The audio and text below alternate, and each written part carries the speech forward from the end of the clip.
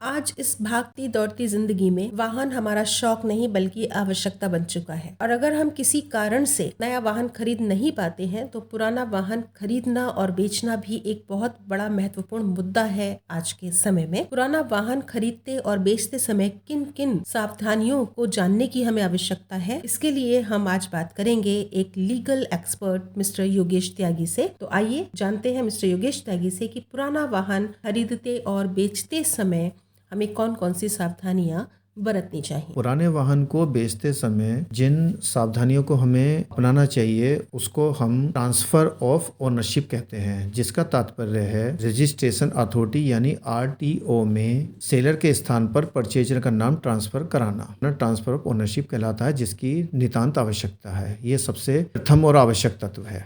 Mister Yogesh, आपने बात की ट्रांसफर ऑफ ओनरशिप की, तो इस ट्रांसफर ऑफ ओनरशिप की प्रक्रिया क्या है और इसमें कितना समय लगता है, इस विषय में थोड़ा हमें जानकारी दें प्लीज। ट्रांसफर ऑफ ओनरशिप के लिए सेलर को सेल लेटर पर साइन करने होते हैं और इस सेल लेटर 14 दिन के अंदर ट्रांसफर ऑफ ओनरशिप के लिए रजिस्ट्रेशन अथॉरिटी यानी आरटीओ में डिपॉजिट करना होता है। या हम कह सकते हैं कि ट्रांसफर ऑफ ओनरशिप के लिए हमको 14 डेज यानी 14 दिन का समय दिया जाता है, जिसमें हम रजिस्ट्रेशन अथॉरिटी यानी आरटीओ में सेलर के स्थान पर परचेजर का नाम मेंशन करा सकें। अच्छा, आप बता रहे हैं कि 14 दिन का समय लगता है ट्रांसफर ऑफ ओनरशिप में, तो इस 14 दिनों में जिस तरह से परचेजर पेमेंट भी वाहन का दे देता है तो उन 14 दिनों तक उसको प्रतीक्षा करनी होती है। तो इस बीच में किन किन सावधानियों की हमें आवश्यकता? उनका अधिकतम यानी मैक्सिमम समय है ट्रांसफर ऑफ ओनरशिप के लिए। ये प्रक्रिया 2 या 3 दिन में भी हो सकती है, लेकिन किसी वजह से अगर कोई राजपत्रित अवकाश है या और किसी कारण से अगर हम इसको 2 या 3 दिन में नहीं करा सकते हैं तो ये अधिकतम सीमा है 14 दिन। मिनिमम हम इसको 2-3 दिन, 1 दिन किसी में भी करा सकते। सर्वप्रथम तो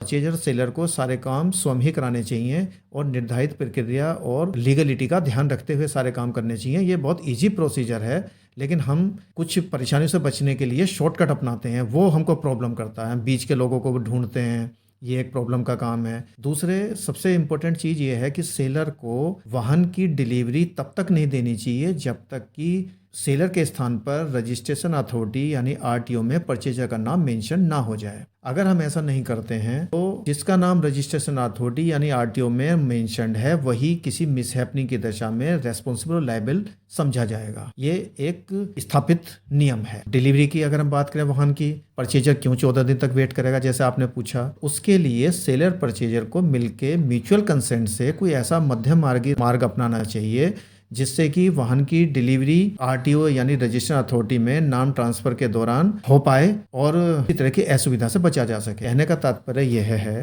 कि वाहन रोड पर आम मार्ग पर अब तक नहीं आना चाहिए जब तक ट्रांसफर ऑफ ओनरशिप का मामला का समाधान ना हो जाए। इसके लिए परचेजर नहीं राजी होता है तो इसके लिए बहुत सारे रास्ते हैं, जैसे कि परचेजर कार को अपने यहाँ अपनी कस्टडी में रख सकता है, लेकिन उसकी जो चाबी है तो सेलर रख सकता है जब तक ट्रांसफर ऑफ ओनरशिप का मैटर सॉल्व ना हो जाए। इसी तरह के बहुत किसी मीडिएटर के पास रखा जा सकता है। कहने का तात्पर्य है कि किसी मिसहैपनिंग से बचने के लिए वाहन की डिलीवरी सेलर को तब तक नहीं देनी चाहिए जब तक कि रजिस्ट्रेशन अथॉरिटी यानी आरटीओ में परचेजर का नाम मेंशन ना हो जाए। जी, ये बिल्कुल बहुत सही बात आपने कही कि जब तक प्रॉपर ट्रांसफर ऑफ ओनरशिप नहीं हो जाती है तब तक रोड पर वाहन नहीं आना चाहिए। तो ये तो बात आपने की ट्रांसफर ऑफ ओनरशिप की मिस्टर योगेश, लेकिन एक और बहुत महत्वपूर्ण मुद्दा किसी भी पुराने वाहन को खरीदते बेचते समय आता है इंश्योरेंस पॉलिसी का। इस विषय में आप हमें क्या बताना चाहेंगे? इंश्योरेंस रजिस्ट्रेशन की तरह एक बहुत ही इंपॉर्टेंट पार्ट है। जब रजिस्ट्रेशन अथॉरिटी में सेलर के स्थान पर परचेजर का नाम चेंज हो गया और जो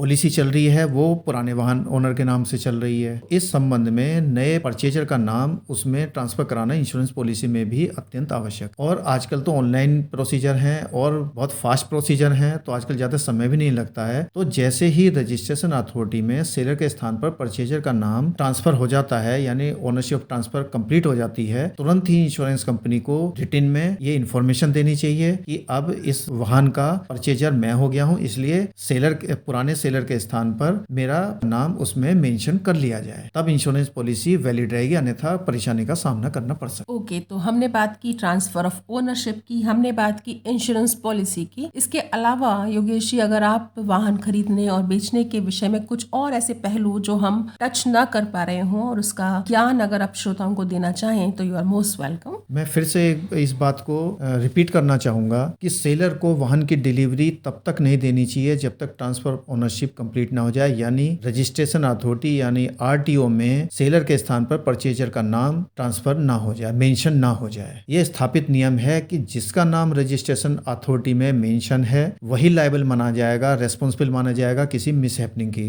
कंडीशन में। और इंश्योरेंस में नाम ट्रांसफर कराना भी अत्यंत ही आवश्यक है। इसलिए इन सब प्रक्रियाओं में कुछ परेशानियों का सामना करना पड़ता है, लेकिन उन परेशानियों को नजरअंदाज करते हुए निर्धारित विधि द्वारा स्थापित नियम और प्रक्रियाओं का पालन करते हुए ही हमें अपने सारे काम करने चाहिए, जिससे कि हम किसी भी परेशानियों का, भविष्य में होने वाली परेशानियों से बच सकें। और 14 दिन फिर से याद रखें, हमारे पास 14 दिन का समय होता है ट्रांसफर ऑफ ओनरशिप के लिए। इस बात का भी विशेष रूप से ध्यान रखें। धन्यवाद।